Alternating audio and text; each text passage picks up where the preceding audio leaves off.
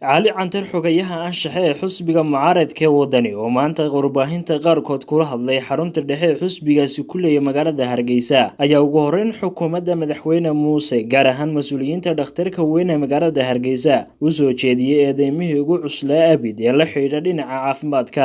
Xogayaha ayaa hoosta ka xariiqay inuu dhakhtarka weyni ka aradan yahay dhinacyada agabka caafimaad ee dhakhtarkaasi laga heli lahaa, dhakhaatiirta ka shaqeynaysa iyo weliba dhinaca nadaafadda oo si aad uga deeriyay. waxaa jira dad badan oo imika dhibaato oxygentii way ka haysato taasoo dadkii la weydiinayo lacag ma haysata iyo soo qaado iyo soo iibso meeluu ka soo iibsadana aanu garanayn.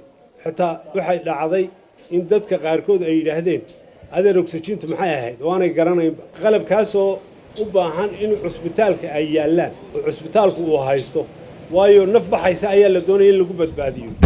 ilaahay baa haya naftaa baxaysa sidii ku badbaadi lahayd, laakiin waxa weeye inagu inaynu dadaalkeeda samayno. wasaaradda waxaan idiin sheegayaa arrinta caafimaadka ee ka soo korodhay oxygen-ta oo kaliya maaha kaanolahan yar ee lagu xidho dhiigga waa la iibsanayaa, baagga dhiigga waa la iibsanayaa, wax waliba waa lacag. waxay noqotay baac mushtari. mararka qaarkood lacagta dadka kaga baxda sida ay dadku sheegayaan kuwa barayfidka hadday garanayaan kuwa barafidkaaba ka jaban. dhakhtar jooga ma jirto gelka dambe wixii ka bilaabmay. waxaana gaadhka had iyo jeer aale qaadan jiray oo gaadhka loo ogolaa waa inuu dhakhtar joogaa. habeenkii waa inuu dhakhtar joogaa, heegankii ma jiro dhakhtar heegankii.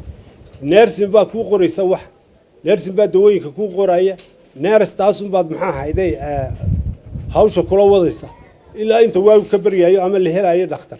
waxaa jiray nin yidhi maxaa ahayd war imikaan hadlaya TV-ga ka hadlaya dabeetana agaasimaha meeshuu yidhi war ha loo soo saaro. marka wixiiba baryi gashay iyo istoodha lagu xaraysanayo wixii ummadda lagu fali lahaa. dowladda waxaanu leenahay oo aanu u sheegaynaa, aanu dhawaaq dheer iyo mid gaabanba ugu sheegaynaa inay u hawl gasho caafimaadka. mar haddii dhakhtarkii cusbitaalkii magaala madaxda laga dayrinayo, maxaa u malaynaysaan magaalooyinka kale ee ka fog, shanta gobol ee kale ka fog, maxaa u malaynaysaa? dee waa baaba iyaguna. qofku wuu iska dhimanayaa isagoo kiniin yar uu ku bogsado la siin lahaa ayuu iska dhimanayaa. taasina waxa weeye dayaca ka muuqda dowladdeena dowladdan kulmiye waxa ka qabato cusbitaallada, waxbarashada iyo wixii la mida. ma aha maxaa ahayd oxygen-ta un dhibaatadu waxa weeye dhakhaatiir yaraan baa ka jirta oo waxa ka jirta maxaa ahayd caafimaad ahaan sanitationskii oo musqulaha haddaad gashaan cusbitaalka musqulihiisa waa fajici doontaan. waxaa odhan doontaan halkan ibni aadam kuma noola. waxa weeye way buuxaan, cid ka nadiifisaa ma jirto, looma qorin dad maxaa ahayd nadiifiya. aad iyo aad baad uga naxaysaa. biyahoodu way yar yihiin baan u malaynayaa, waayo cid u kordhisay oo extension ugu samaysay biyihii ma jirto. cusbitaalka intii loogu talagalay in ka badan ayaa la saaray. midda kale sidii albeerkooyinkii ayaa la buuxiyey spaceskii cusbitaalka u bannaanaa oo dhismayaa lagula cararay. dhismana uma baahna cusbitaal haddii la sameynayo cusbitaal kale oo weyn in la sameeyo weeye.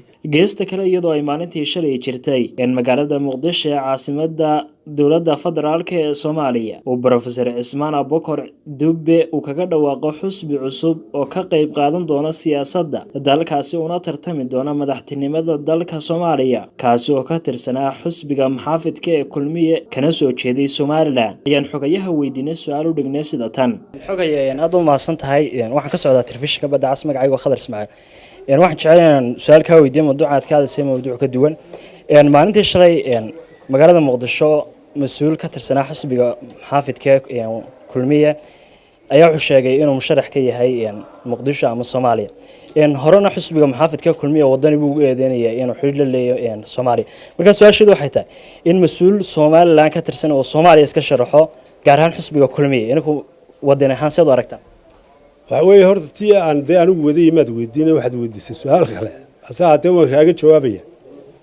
waxaad moodaa marka la sheegayo xamar iyo waxun iyo ciddii la haysata in dowladdu ay la soo boodo wadani baa ayaa xaggaa inoo wada oo waa tii ku ololeynaysa.